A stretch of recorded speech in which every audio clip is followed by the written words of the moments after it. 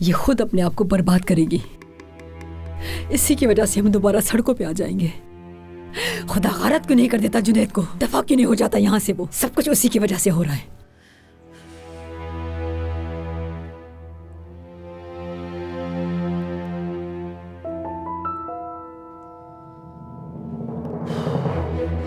अस्सलामु अलैकुम। वालेकुम अस्सलाम, खुश आमदीद। आज आप आए, कोई खास बात है?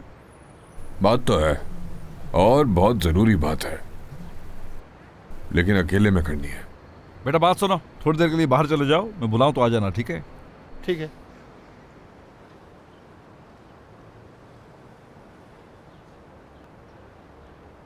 एक जमाने से मैं तुम्हारे साथ काम करता आ रहा हूं, बहुत भरोसा है मुझे तुम पे। अरे शुक्रिया।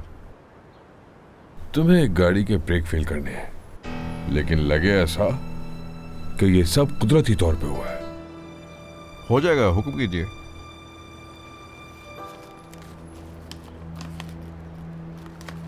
ये कुछ पैसे रखो, वक्त और जगह मैं तुम्हें खुद बता दूंगा, लेकिन काम बहुत एहतियात से करना, ठीक है? मुझे इंतजार रहेगा। बहुत जल्द मिलेंगे इंशाल्लाह।